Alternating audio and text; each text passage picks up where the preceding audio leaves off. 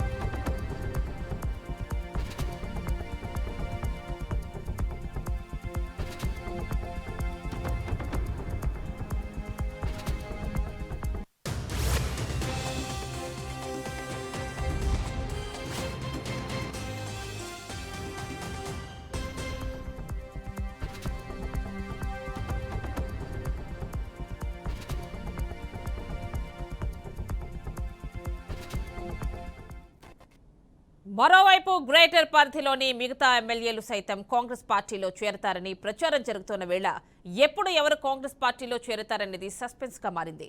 ఇప్పటివరకు కాంగ్రెస్ లో చేరిన బీఆర్ఎస్ ఎమ్మెల్యేల సంఖ్య 9కి చేరింది. ఇప్పటికే కడియం శ్రీహరి, పోచారం శ్రీనివాస్ రెడ్డి, దానం నాగేందర్, కాలే యాదయ్య, తెల్లం వెంకట్రావు, డాక్టర్ సంజయ్ కుమార్, బండ్ల కృష్ణమోహన్ రెడ్డి, ప్రకాష్ గౌడ్లు కాంగ్రెస్ పార్టీలో కండువా కప్పుకున్నారు. ఇక పూర్తి డీటెయిల్స్ మా అవుట్పుట్ ఎడిటర్ రాములు మరిన్ని డీటెయిల్స్ అందిస్తారు. రాములు చెప్పండి, ఫైనల్ గా అంటే ఆల్రెడీ కన్ఫర్మ్ అయిపోయింది, అయితే ఈ రోజు జాయిన్ అయిపోయినట్టున్నారు కదా అరికెపూడి గాంధీ శేర్లింగంపల్లి ఎమ్మెల్యే. సో మరి ఇంకో 6 కూడా వచ్చి జాయిన్ అవుతారు అంటున్నారు. ఏంటి, ఎలాంటి అప్డేట్స్ ఉన్నాయి, ఇవ్వండి. ఖచ్చితంగా నాన్ స్టాప్ గా కాంగ్రెస్ లో చేరికలు కొనసాగుతున్నాయి. మరో బీఆర్ఎస్ ఎమ్మెల్యే అరికెపూడి గాంధీ కూడా ఈరోజు బీఆర్ఎస్ నుంచి కాంగ్రెస్ లో చేరడం జరిగింది. బీఆర్ఎస్ ఎమ్మెల్యేలు ఒక్కొక్కరుగా కాంగ్రెస్ బాట పడుతున్నారు. తెలంగాణలో ఎన్నికలు ముగిసిన నాటి నుంచి మొదలైన చేరికలు ఇంకా కొనసాగుతున్నాయి. గ్రేటర్ కు సంబంధించిన ఎమ్మెల్యేలు గులాబీ పార్టీకి గుడ్ బై చెప్పి హస్తం పార్టీలో చేరుతున్నారు. ఇప్పటికే దాదాపు 9 మంది ఎమ్మెల్యేలు కాంగ్రెస్ లో చేరగా మరింత సంఖ్య పెరిగే అవకాశం ఉంది. అంటే బీఆర్ఎస్ ఎమ్మెల్యే ప్రకాష్ గౌడ్ నిన్న జాయిన్ కావడం జరిగింది. అట్లాగే కాంగ్రెస్ పార్టీకి చెందిన ఇంకా కాంగ్రెస్ పార్టీకి ఎమ్మెల్యేలు చేరే అవకాశం కనిపిస్తుంది. ఒక్కొక్కరికి చూసుకుంటే మొత్తం కాంగ్రెస్ కండువా కప్పుకోగా మరొక ఎమ్మెల్యే అరికెపూడి గాంధీ కూడా ఈ రోజు హస్తం పార్టీ తీర్థం పుచ్చుకున్నారు. మరో వైపు బీఆర్ఎస్ నుంచి కాంగ్రెస్ లోకి ఇంతటితో ఆగనున్నట్లు కనిపించడం లేదు. మరింత కొంతమంది అయితే బీఆర్ఎస్ ను వీడి కాంగ్రెస్ బాటలోనే నడుస్తున్నట్లు తెలుస్తుంది. అంటే రాములు ఇక్కడ చూస్తే ఎందుకు వాళ్ళు జాయిన్ అవుతున్నట్టుగా చెప్తున్నారు? ఎందుకంటే నిన్న డిబేట్ లో కూడా చూసాం, ఆ పార్టీ నుంచి వచ్చినటువంటి నాయకులు బీఆర్కే న్యూస్ తో చెప్పడం ఏమిటంటే అక్కడ రెస్పెక్ట్ లేదు, ఇంకా ఎలాంటి ప్రయారిటీ లేదు, ఇలాంటి మాటలన్నీ కూడా వినిపిస్తున్నాయి. ఎందుకు ఇంత పెద్ద ఎత్తున జాయినింగ్స్ జరుగుతున్నాయి అనుకోవచ్చు? ముఖ్యంగా కాంగ్రెస్ పార్టీలోకి బీఆర్ఎస్ ఎమ్మెల్యే రావడానికి ప్రధాన కారణం ఏమిటంటే పార్టీకి సంబంధించింది అభివృద్ధి, పార్టీకి సంబంధించిన క్యాడర్ కు సంబంధించిన ఏవైతే అభివృద్ధి పనులు అయితే ఎక్కడైతే ఆగిపోయినాయి వాటి పనులు చేయించుకోవడానికే పార్టీలోకి కాంగ్రెస్ పార్టీలోకి చేరడం జరుగుతుంది. పార్టీ నియోజకవర్గాలను క్యాడర్ కు సంబంధించిన పనులు ఏవైతే ఆగిపోయినా గత ప్రభుత్వంలో చేసి ఏవైతే పనులు ఉన్నాయో వాటన్నిటినీ డెవలప్మెంట్ చేసుకోవాలంటే పార్టీ సహకారం కావాలి. ఇప్పుడు కాంగ్రెస్ పార్టీ అధికారంలో ఉంది కాబట్టి అధికార పార్టీతో మనం అంటే ఎమ్మెల్యేలు ఖచ్చితంగా కలిసిపోతేనే అభివృద్ధి జరుగుతుంది అనేది వాళ్ళ నుంచి వస్తున్న వాదన. అట్లాగే గతంలో పార్టీకి సంబంధించింది కాంగ్రెస్ పార్టీ ఒక నియంతృత్వ ధోరణిలో బీఆర్ఎస్ పార్టీ ఒక నియంతృత్వ ధోరణిలో పార్టీని నడిపించడం జరిగింది. ఒక కార్పొరేట్ కంపెనీ లాగానే బీఆర్ఎస్ పార్టీ నడిపించారు. రేవంత్ రెడ్డి సంబంధించిన గతంలో చూసుకుంటే కాంగ్రెస్ పార్టీ నుంచి 23 మంది ఎమ్మెల్యేలను బీఆర్ఎస్ లో కలుపుకున్నారు. దీనికి నేపథ్యంలోనే ఇప్పుడు కూడా రేవంత్ రెడ్డి రివెంజ్ పాలిటిక్స్ ను కొనసాగిస్తున్నారని చెప్పుకోవచ్చు. గతంలో పోయిన వాళ్ళందరినీ కాకుండా కొత్తగా పార్టీ నుంచి ఎవరైతే వెళ్ళారో వాళ్ళందరినీ మళ్ళీ తిరిగి కాంగ్రెస్ పార్టీలోకి తీసుకునే అవకాశం కనిపిస్తుంది. మొత్తానికి టీఆర్ఎస్ ఎల్పీని విలీనం చేసే అవకాశం కూడా కనిపిస్తుంది. ఆమె అంటే రాములు అంటే అరకెప్పుడు గాంధీతో పాటు 3 కార్పొరేటర్స్ కూడా జాయిన్ అయ్యారు అంటున్నారు కాంగ్రెస్ లో. కార్పొరేటర్స్ ఖచ్చితంగా నియోజకవర్గంలో సంబంధించి చూసుకుంటే అరకపూడి గాంధీతో పాటు ఆ నియోజకవర్గంలో కార్పొరేటర్లు హైదరాబాద్ సంబంధించిన షేర్లింగం సంబంధించిన పార్టీ లీడర్స్ అందరికి సంబంధించిన కార్పొరేటర్లు కూడా ఈ రోజు కాంగ్రెస్ వైపు చూస్తున్నారని చెప్పుకోవచ్చు. ఎందుకంటే అభివృద్ధి ప్రధాన లక్ష్యమైనప్పుడు ప్రధానంగా గ్రేటర్ హైదరాబాద్ లో చూసుకుంటే కూకట్పల్లికి సంబంధించి షేర్లింగంపల్లికి సంబంధించి ఇదంతా ఒక పెద్ద నియోజకవర్గానికి సంబంధించింది. ఈ నియోజకవర్గంలో అభివృద్ధి జరగాలంటే అధికార పార్టీతోని ఉండాల్సిన అవసరం ఉంది. అందుకే ఎమ్మెల్యేలే కాకుండా కార్పొరేటర్లు అట్లాగే ఎమ్మెల్సీలు తర్వాత ఎమ్మెల్యేలు అందరూ ఈ రోజు కాంగ్రెస్ వైపు చూస్తున్నారు. కాంగ్రెస్ లో చేరడానికి పెద్ద ఎత్తున ప్రయత్నం జరుగుతుంది. మొత్తంగా అతి కొద్ది కాలంలోనే బీఆర్ఎస్ ఖాళీ కాబోతుంది అనేది చెప్పొచ్చు. అట్లాగే బీఆర్ఎస్ లో మిగిలేదే ఆ 4 అని చెప్తున్నారు. ఆ 4 కూడా ఎవరు అనేది ఇంకా తేలాల్సి ఉంది. ఆమెని అంటే ఇక్కడ మనం చూస్తే వాళ్ళు అనుకున్నట్టుగా ఏవైతే అసెంబ్లీ సమావేశాలు స్టార్ట్ అవ్వబోతున్నాయో ఆ లోపే వాళ్ళు అనుకున్న ఆ 26 ఆ నంబర్ని రీచ్ అవుతాము అంటున్నారు. ఈ నేపథ్యంలోనే రోజు ఒకరు అన్న క్యాలిక్యులేషన్స్ తో వెళ్తున్నట్టుగా తెలుస్తోంది. ఏమని ప్రధానంగా ఇక్కడ మనం చూసుకోవాల్సిన అవసరం ఏంటంటే బీఆర్ఎస్ పార్టీని నిర్వీర్యం చేయాలనేదే సీఎం రేవంత్ రెడ్డి ప్లాన్. అంటే బీఆర్ఎస్ సంబంధించిన సిఎల్పి ఏదేందో ప్రతిపక్ష హోదా అయితే ఏదేందో ప్రతిపక్ష హోదా లేకుండా రేపు అసెంబ్లీ సమావేశాలు జరగనున్నాయి. అసెంబ్లీ సమావేశాలు లోపే బీఆర్ఎస్ ఎల్పీకి సంబంధించింది నిర్వీర్యం చేసి ఎమ్మెల్యేలందరినీ పార్టీలో చేర్చుకొని ప్రతిపక్ష హోదా లేకుండా చేయాలనేది రేవంత్ రెడ్డి లక్ష్యము. అందులో భాగంగానే పార్టీకి సంబంధించిన ఎమ్మెల్యేలందరూ కాళే యాదయ్య, కడియం శ్రీహరి, దానము, అరకపూడి గాంధీ ఇట్లా ఎమ్మెల్సీలకు సంబంధించిన ఇప్పటికే 4 ఎమ్మెల్సీలు జాయిన్ కావడం జరిగింది. మొత్తంగా పార్టీకి సంబంధించింది ఎక్కడెక్కడ పార్టీ బలంగా ఉందో హైదరాబాద్ లో కాంగ్రెస్ పార్టీకి ఒక్క ఎమ్మెల్యే కూడా గెలవలేదు. కాబట్టి హైదరాబాద్ కు సంబంధించిన ఏదైతే ఉందో హైదరాబాద్ కు సంబంధించిన నేపథ్యంలో మొత్తం ఎమ్మెల్యేలను ఈరోజు బీఆర్ఎస్ నుంచి కాంగ్రెస్ లోకి ఆహ్వానిస్తున్నట్లు తెలుస్తుంది. అంటే ముఖ్యమంత్రులు కొంతమంది కనిపిస్తూ ఉన్నారు. మాధవరం కృష్ణారావు కావచ్చు, మల్లారెడ్డి కావచ్చు, అతని అల్లుడు కావచ్చు, వీళ్ళందరూ కూడా త్వరలోనే జాయినింగ్స్ ఉంటాయి అంటున్నారు. ఆమెని ఖచ్చితంగా మల్లారెడ్డి సంబంధించింది క్లారిటీ లేదు కానీ మల్లారెడ్డి కాంగ్రెస్ లోకి వస్తాడా రాదా అనేది కొద్దిగా సస్పెన్షన్ గా ఉంది. మల్లారెడ్డికి విషయంలో కొంత ఆచితూచే వ్యవహరిస్తున్నాడు రేవంత్ రెడ్డి. మిగతా వాళ్ళకి సంబంధించింది వస్తే ఖచ్చితంగా మిగతా వాళ్ళందరికీ ఆహ్వానం పలుకుతున్నాడు. పార్టీలో ఆహ్వానం ఖచ్చితంగా ఆహ్వానిస్తున్నాడు, చేర్చుకోవడం జరుగుతుంది. కానీ మల్లారెడ్డి విషయంలో మాత్రం రేవంత్ రెడ్డి ఖచ్చితంగా గత రాజకీయాల్లో మల్లారెడ్డికి సంబంధించిన నేపథ్యాన్ని పరిశీలిస్తే కొద్దిగా ఆలోచనలో ఉన్నాడు. మల్లారెడ్డికి అట్లా పార్టీలోకి తీసుకునే అవకాశం లేదు కానీ మిగతా సంబంధించిన వాళ్ళందరినీ పార్టీలోకి ఆహ్వానిస్తున్నాడు. పార్టీని మొత్తానికైతే టీఆర్ఎస్ ఎల్పీ లేకుండా చేయాలనేది రేవంత్ రెడ్డి యొక్క ముఖ్య ఉద్దేశం అని చెప్పుకోవచ్చు.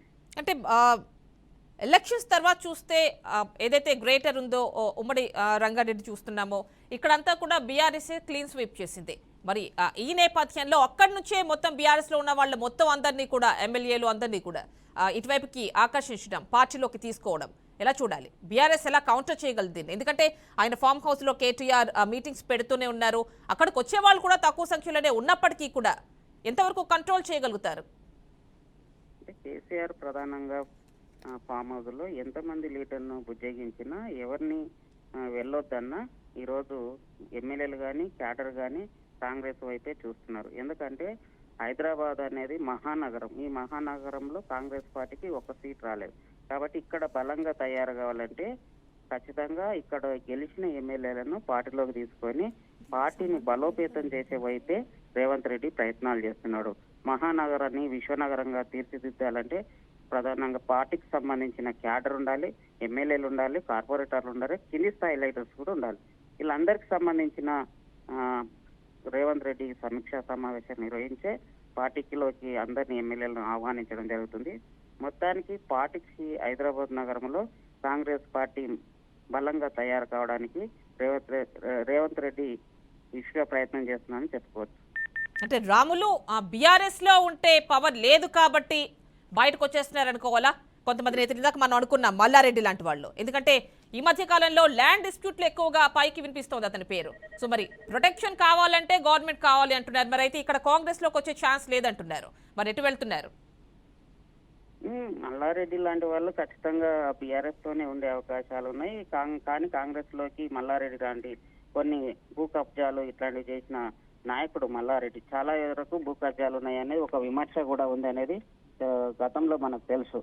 కాబట్టి మల్లారెడ్డి లాంటి వాళ్ళను ఆహ్వానించకుండా మిగతాకు సంబంధించిన ఎవరైతే లీడర్స్ ఉన్నారో వాళ్ళందరినీ కాంగ్రెస్ పార్టీలోకి ఆహ్వానించడం జరుగుతుంది. ఏది ఏమైనప్పటికీ కాంగ్రెస్ పార్టీని ముఖ్యంగా హైదరాబాదు, రంగారెడ్డి నియోజకవర్గాల్లో కాంగ్రెస్ పార్టీని బలంగా తయారు చేయాలనేది కాంగ్రెస్ లక్ష్యం. దీనిలో భాగానే పార్టీకి సంబంధించిన ఎమ్మెల్యేలందరినీ, బీఆర్ఎస్ సంబంధించిన ఎమ్మెల్యేలందరినీ ఈరోజు కాంగ్రెస్ పార్టీకి చేర్చుకోవడం జరుగుతుంది. ఆమెని ఏదేమైనా కాంగ్రెస్ పార్టీ బీఆర్ఎస్ కు ఒక సవాల్ ఇస్తుంది. కారుకు హ్యాండ్ బ్రేక్ వేస్తుంది, ఖచ్చితంగా బ్రేక్ వేసి చూపిస్తుంది. రేపు అసెంబ్లీలో అదే జరుగుతుంది అనేది కాంగ్రెస్ వర్గాల్లో ఒక చర్చ జరుగుతుంది. అయితే రాములు ఫైనల్ గా బీఆర్ఎస్ఎల్పీ మొత్తం సిఎల్పీలోకి వెళ్ళిపోతుందా? ఖచ్చితంగా యామిని, కాంగ్రెస్ ముఖ్య ప్రయత్నం కూడా అదే. 29 మంది ఎమ్మెల్యేలు ఉన్న కాంగ్రెస్ పార్టీ, ఇప్పుడు అది బీఆర్ఎస్ పార్టీ కనీసం 14 మంది ఎమ్మెల్యేలు ఉండాలి ప్రతిపక్ష హోదా తగ్గాలంటే. ఆ ప్రతిపక్ష హోదా తగ్గాలంటే ఇప్పటికే దాదాపు 9 మంది వెళ్ళిపోయిండ్రు. రేపు అసెంబ్లీ సమావేశాలకు సంబంధించిన ఏదైతే ఉందో ఆ సమావేశాలకు ముందే మిగతా వాళ్ళందరినీ కాంగ్రెస్ పార్టీలోకి ఆహ్వానించడం జరుగుతుంది. ఆ ఆహ్వానాన్ని తీసుకొని రేపు ప్రతిపక్ష హోదా లేకుండా కాంగ్రెస్ పార్టీ చేసే ప్రయత్నాలు జరుగుతుందని చెప్పుకోవచ్చు. మరి ఇంత మందిని కాంగ్రెస్ లోకి తీసుకుంటే వాళ్ళకి ఏ మేరకు ప్రాధాన్యత ఇచ్చే అవకాశం ఉంది? యామిని, పార్టీకి సంబంధించిన ఏదైతే ఉందో ప్లానింగ్ ఏదైతే ఉందో దానికి సంబంధించి ఎవరికి ఎక్కడ ఏ ప్రాధాన్యత ఇవ్వాలి, ఏ నాయకుడు ఎట్లాంటి ఒప్పందాలు ఉంటాయి, ఎవరికి ఏ డెవలప్మెంట్ చేయాలి అని ముందే కాంగ్రెస్ పార్టీలో ఒక ప్లాన్ చేసుకున్నట్లు తెలుస్తుంది. ఆ ప్లాన్ ప్రకారంగానే ఈరోజు కాంగ్రెస్ పార్టీలోకి వలసలు వస్తున్నట్లు చెప్పుకోవచ్చు. అంటే రాములు ఇక్కడ మనం చూస్తున్నాం ఏ నియోజకవర్గాల్లో బీఆర్ఎస్ నుంచి గెలిచిన వాళ్ళని కాంగ్రెస్ లోకి తీసుకుంటున్నారో ఆ నియోజకవర్గంలోని సీనియర్లు కావచ్చు, కాంగ్రెస్ క్యాడర్ కావచ్చు, ఎప్పటి నుంచో ఉన్న వాళ్ళు కావచ్చు, వీళ్ళందరూ కూడా వ్యతిరేకిస్తున్నారు. మరి వాళ్ళ పరిస్థితి ఏంటి? వాళ్ళని ఎలా సంతృప్తి పరుస్తారు? యామిని, ఒక పార్టీ నుంచి ఇంకొక పార్టీలోకి వస్తున్నప్పుడు ఖచ్చితంగా వ్యతిరేకత ఉంటుంది. ఆ వ్యతిరేకతను సద్మానంగా చేయడానికి సీఎం అన్ని విధాలుగా ప్రయత్నాలు చేస్తున్నాడు రేవంత్ రెడ్డి. ఎవరికి అసంతృప్తి లేకుండా చూసుకుంటున్నాడు అన్నట్లు కాంగ్రెస్ పార్టీ తెలియజేస్తుంది. ఏ పార్టీకి సంబంధించిన లీడర్, ఏ నియోజకవర్గం సంబంధించిన లీడర్ వస్తున్నాడో ఆ నియోజకవర్గం లీడర్తో, ఎమ్మెల్యేస్ వచ్చిన వారితో పాటు వాళ్ళ కింది స్థాయిలో ఉన్న వారితో పాటు కాంగ్రెస్ బీఆర్ఎస్ పార్టీ లీడర్లు అందరితో మాట్లాడిన తర్వాతనే అసంతృప్తులు సద్మనిగిన తర్వాతనే కాంగ్రెస్ లోకి తీసుకోవడం జరుగుతుంది. ఇందులో భాగంగానే ఈ రోజు జైనింగ్స్ అనేది బీఆర్ఎస్ నుంచి వచ్చే వాళ్ళందరినీ లేట్ జరుగుతుంది. కానీ ఒకేసారిగా అందరినీ ఎప్పుడో జాయిన్ చేసుకునే వాళ్ళము, కానీ అసంతృప్తులు కాంగ్రెస్ పార్టీలో అసంతృప్తులు లేకుండా అందరినీ కలుపుకపోయి పార్టీకి సంబంధించిన బలోపేతం చేయాల్సిన అవసరం ఉంది. కాబట్టి ఎవరు అసంతృప్తి చెందాల్సిన అవసరం లేదు. ఎవరికి ఎట్లాంటి అవకాశాలు కల్పించాలనో కాంగ్రెస్ పార్టీ ఖచ్చితంగా అందరినీ గుర్తిస్తుంది, అందరికి అనేక అవకాశాలు కల్పిస్తుంది అనేది రేవంత్ రెడ్డి సంబంధించిన వర్గీయులు తెలుపుతున్నారు. Right Ramulu, thank you.